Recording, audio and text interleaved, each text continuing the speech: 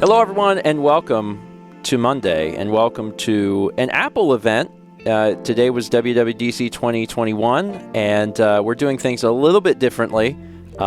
We did not have access to Dan and Alex, so we didn't do our typical thing, and instead, Chaz and I watched WWDC and took some notes, and we're going to quickly run through the things that happened. So if you didn't watch the whole thing, you can just watch this and go, okay, I got it. It was 2 hours long. Yeah, it's a little long. So that's part one of it, and then the second thing is we'll tell you kind of our thoughts about some of the stuff. They opened up with another insufferable intro. There was a little emoji intro, so that was fun. I think is the word that they wanted us to use to describe it. Then they jumped straight into iOS, and there's a few things that are interesting in iOS. FaceTime got a bunch of updates. There's noise cancellation now. The portrait mode, which has been on iPhones for several years, is now on FaceTime, where it blurs the background. Right. It's mirroring a lot of things that a lot of the different video things you've been able to do with video streaming or webcams on other platforms so far with blurring backgrounds. Yeah. And there's also the big thing that they were really pushing was SharePlay, which allows you to basically use FaceTime to watch other things together. So you can watch an Apple TV program, or you can listen to music, and there's an entire API that allows other developers to utilize this so you can watch stuff together.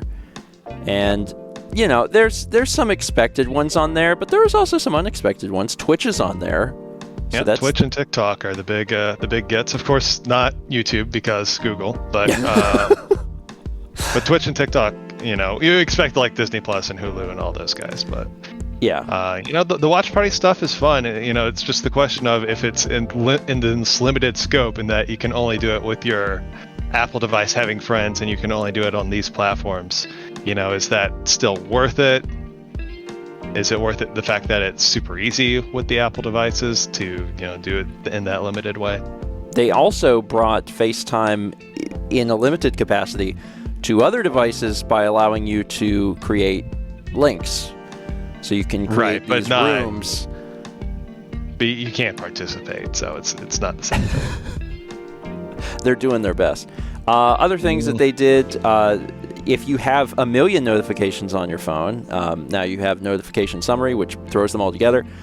Personally, I have notifications for almost everything on my phone turned off, so I can't imagine living in that personal hell. There's also a new feature where if you have Do Not Disturb on and someone tries to reach out to you, it tells them that you have Do Not Disturb on. So I guess the thought behind that is you won't feel bad that they're not getting back to you. It's they can't get the message.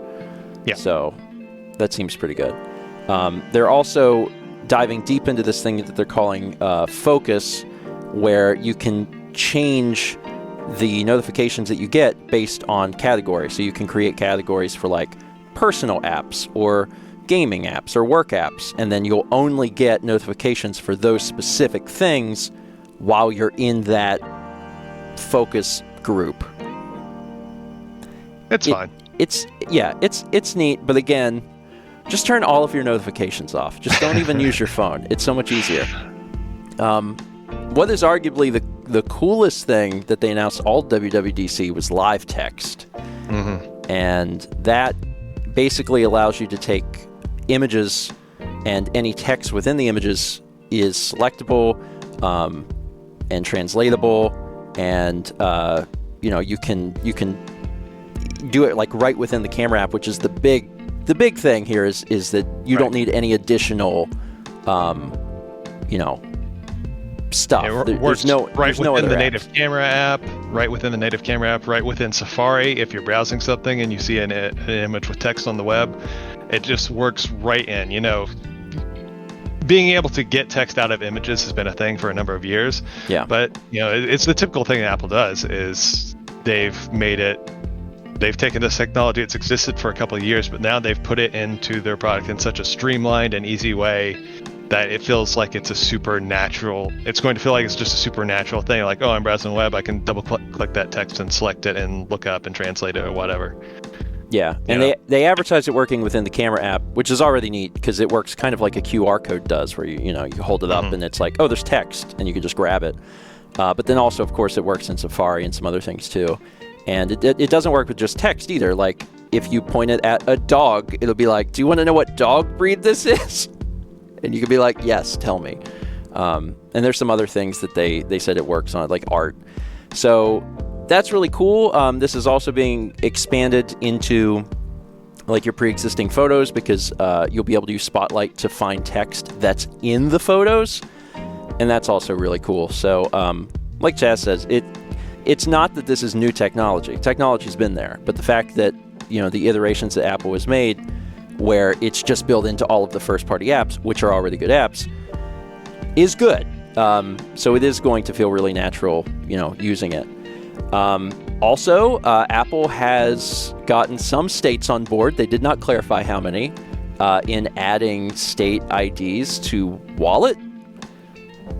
Apparently it'll work with the TSA and airports. I mean, it's big if true, but it's what states? Yeah. I don't know. I think one of the first states to use digital IDs, though, was like, I think it was Oklahoma. This was like years and years and years ago. I remember reading about this and thinking that it was fascinating that it was happening. And it was fascinating that it was like one of the states I would least expect. But it'll be interesting to see, what states are adopting that, because that's really cool. Weather has maps. Finally. Chaz was excited about this. So if you want to know... People will be able to ditch their terrible ad-supported weather map apps and just use weather. Other things, Maps is better. It looks really cool for the 4 cities it's going to be supported in. Yeah, like they always show off the advancements that they're doing with Maps, and I'm like, that's really cool if you live in San Francisco. Mm-hmm. Cool. Otherwise, who knows? There was an update to AirPods. If you're hard of hearing, they have a setting now where it is honed in on whoever you're talking to, and it helps amplify what they're saying. And then also you have ambient control for the noise around you, because it has noise canceling, which is really cool. And then the biggest thing for AirPods, and I hope that this gets added to some other things, I don't know exactly how it would work, is separation alerts, where if you leave an area and you've left your AirPods behind, you get a note on your phone or your watch or whatever. It's like, hey, you forgot your AirPods, and then you'd be able to go get them. So, yeah, that needs to come to everything I've ever touched as quickly as possible. iPad got updates, but not anything noteworthy. It's basically stuff that they announced for the iPhone a few months ago or a year ago. There's widgets, there's app library. Mm-hmm. We already had that, and now there's Quick Note, which we'll see. It's you can make notes fast. Sure. I don't know how useful it'll be. One of the big things that Chaz got excited for is they've brought some coding to the iPad, where you can build things within Swift in the iPad. Right. So for a couple of years on iPad, they've had this app called Swift Playgrounds, which is kind of like a teaching people how to code sort of thing using their new programming language, Swift. And basically, it looks like they've added onto that so that you can now build a simple subset of apps directly on your iPad, and without needing any other computer, build apps and put them on the App Store, as long as they fit in kind of this slightly simplified subset of Swift and Swift UI and this sort of thing, which is a big deal because there's been a question amongst developers for a while, when is Xcode coming to iPad? Xcode has so much, which is the thing that you program Mac or iOS apps in, is a thing called Xcode. But it's got so much historic legacy cruft, and it's so big and complicated, how is it ever going to get on iPad? But it's clearly the way they want to go. And so now we've seen how they're doing it. And I think it's great, especially for people who want to learn apps, basically. Xcode is kind of a big, hulking monstrosity that's kind of tough to get around. get your head around. But with the Swift Playground, just kind of building it up, you don't even need to know about that. You can learn everything within Swift Playgrounds and get to the simple app on the store. It's the direction they're clearly going, and I think it's a pretty smart one. I think it's just really good. I think it's wild that someone could literally pick up an iPad and with just an iPad make an app for the iPad. Mm-hmm. Well, I mean, it's clearly something they've been wanting to get to. The question is just how are they going to do it and how soon? And now we know the answer, and it's now. And the how is by kind of limiting it to this subset of the new modern stuff, which I think is a good idea. As for privacy updates, because Apple loves to talk about privacy updates, there's a new app privacy usage. So one of the things they did within the last few months is they've pushed Safari in terms of like websites that are tracking you. We're going to tell you everything about what they're doing.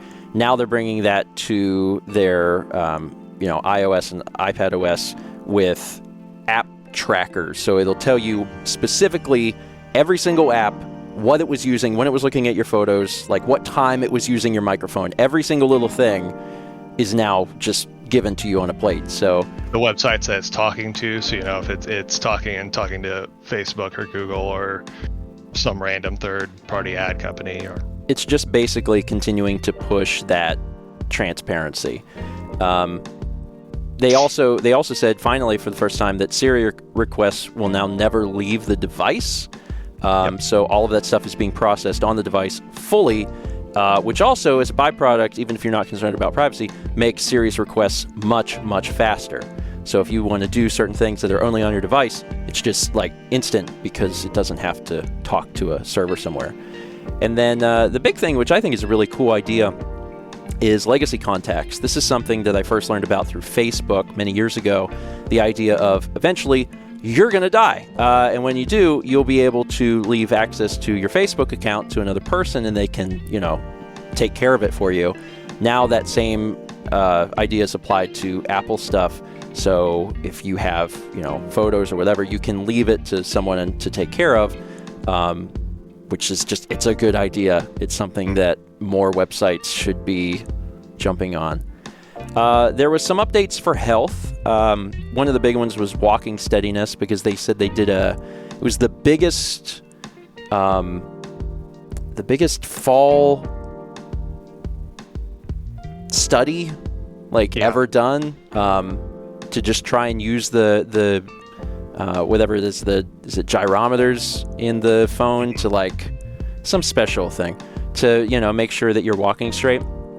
Probably very helpful for folks. And then also health sharing, which allows you to monitor your kids or your parents or whatever. As long as everyone's cool with sharing data, you can keep up with the health of everyone else. There were some updates for watchOS. They're pushing, there's already been a Breathe app on watchOS. Now there's another one that just continues that mindfulness trend of let's just take a moment to reflect. And then there's also some respiratory stuff where they're going to be kind of keeping track of your breathing, and I guess if anything changes, I don't know exactly how deep that'll go, but it didn't look too deep, but we'll see. We'll see what happens with that. And then also they were really excited about the fact that you can send photos from the watch. I wrote that down because I was like, is that not something that you could already do? I don't know. It's too small. Look at photos on your phone. Everybody's different. For macOS, that has a name, Monterey. There is something that is absolutely wild to me. Universal Control, which is, many of you probably know better as Synergy. There's an app that's from many years ago called Synergy where you can move your mouse from one OS to another. Now this works between Macs and iPad devices and then other Macs. And it works with more than two devices, and also it's apparently magic.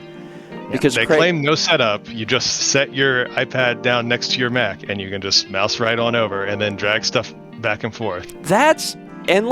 If anyone can do it, I'm sure it's Apple. But whenever they're talking about it, I'm like, I don't believe you, because he's using the iPad. He sits it next to the MacBook, and then he's like, I can just drag stuff. And then he puts an iMac into the mix. He's like, I can drag stuff across 3 computers. I don't care.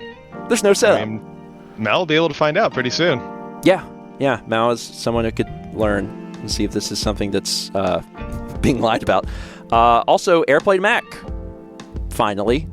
Took about 10 years, but now, you bought that 5K iMac that has a better screen than your television. Now you can AirPlay stuff to it. I don't know why that took so long. Shortcuts are coming to Mac, which, that's good. We've had Automator, but no one's actually opened that app in many years, so now you'll be using shortcuts. Safari got some changes aesthetically, whether or not they're good or not, whatever. There are also more screen space for the browser. I think that's better.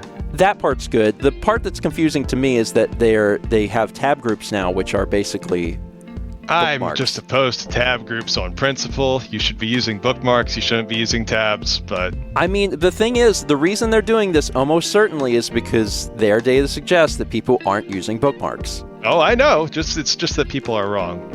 I agree. I agree with you. And then finally, pretty big news. Safari for mobile, for iOS and iPad, is getting extensions. So if you've been using extensions on your Mac in Safari, now those are finally coming to mobile. And then the final thing that they talked about was dev stuff. And I was like, I'm just going to let Chaz talk here if he wants to talk about any dev stuff, because it was all over my head. They're doing some nice stuff for Swift and polishing off some of the rough corners with concurrency, getting async away in there. And then cloud build, again, Apple's traditional thing where they crush some minor companies out of existence by taking the thing that they do and incorporating it into their first-party apps. So that's coming soon. So it's nice stuff for devs. All I know is that every year, the only time they ever talk about code stuff is WWDC, and as part of the bigger thing, it's a part of the event. It's a very small section, and they always show where it's this much code, and they're like, now it's this much code, and I'm like, look, that's less code, and that's all I know. I don't know anything. It's nice. I'm now a former iOS developer. I'm not doing any iOS stuff, so I'm kind of looking at it like, oh, that would have been neat a couple of years ago. And now it's too late. And that's basically it. That's a pretty quick, succinct rundown. So if you'd rather hear us talk about it than, Tim Cook, then you're welcome. As far as notable stuff, live text is neat. Live text is neat. There's some really cool stuff in here. I would say we've certainly had worse WWDCs, and of course, it's almost always every year just software around this time. So anyone that was it's an evolutionary one this year. It's nice things to make your life a little easier. They're not changing the world this year, but you can't change the world every year. Every other year is the timeline for changing the world. But yeah, there's some pretty good stuff. And these updates, as usual, will be out in the fall. Time unknown, but that's when iOS 15 will be out. And by that point, I'm sure we'll be getting another Apple event for these rumored MacBook Pros at some point. Sometime. We'll get more special effects on the Apple campus. They're really having a lot of fun, partially because still no one is back at the campus. Chaz, as always, thank you for joining me, and no problem. Thank you for offering your insight and expertise into the the developer part of the developer conference. And for everyone else, hope you didn't mind this change up in how we've been doing things. Dan and Alex were just not available. I'm sure they'll be back at some point in the future, and we'll go back to our normal thing. But we thought this would be a good middle of the road way of dealing with it.